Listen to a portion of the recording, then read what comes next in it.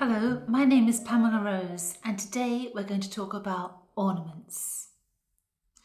Although there is a lot to say about the varied history and the playing of ornaments, for today's purposes and for the purposes of this session, I'm going to stay strictly within the confines of what you will need for grade 5 theory. Ornaments are quite simply decorations or embellishments to the melody. The first ornament we're going to look at is the acciaccatura. It's a little grace note really, with just a line going through its stem and tail. The acciaccatura is often called a crush note because it is practically timeless.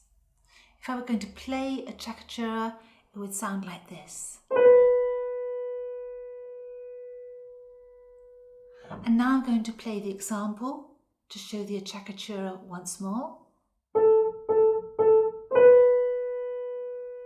So now let's look at the appoggiatura. The appoggiatura is often referred to as a leaning note because it leans on the note and takes half the value of it. So in our example, the A, which is the appoggiatura, leans onto the B flat and takes half of its value. So the B flat's a crotchet and the A takes half of the crotchet and takes for himself a quaver, leaving the B flat with a quaver as well. So what we've got here is an A quaver followed by a B flat quaver. Notice as well with appoggiaturas that the first note of the appoggiatura creates a dissonance with the chord, but that's resolved in the second note. Here's how it sounds. And in the context of this bar will sound like this.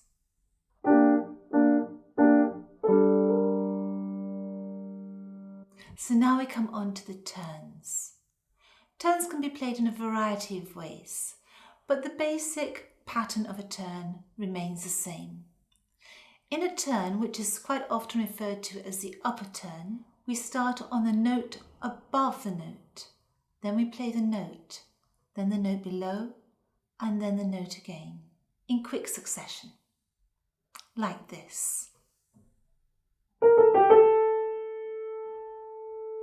In terms of the example, we find we've got this.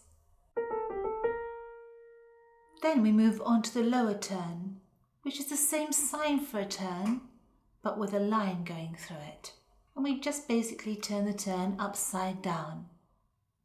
So for a lower turn, we start on the note underneath the note, then the note itself, then the note above, and then the note itself.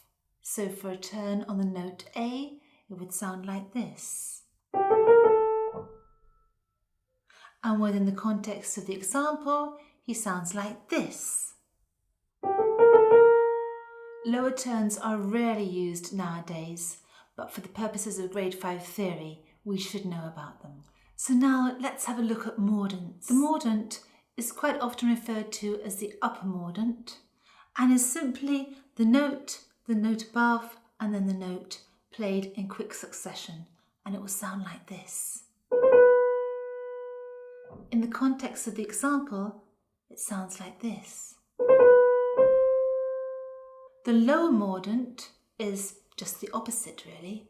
It's the note below, and then the note itself, and it sounds like this. And in this example, it will sound like this. A lower mordent is written as an ordinary mordent sign with a line going through the middle of it. Mordents were very popular in Baroque era and in the classical era, so in the 17th and 18th centuries. So let's look at trills now. Sometimes trills are referred to as shakes. Trills can be played in a variety of ways, so sometimes they can start on the upper note, sometimes the note itself, and sometimes the lower note. And they can end in a variety of ways. Sometimes they end in a turn and sometimes not. But essentially, They are the rapid alternation of one note and the note next to it. So a trill can sound like this.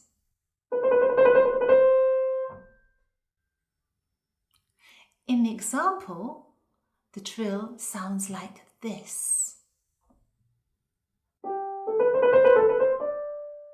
Let's look at arpeggiation.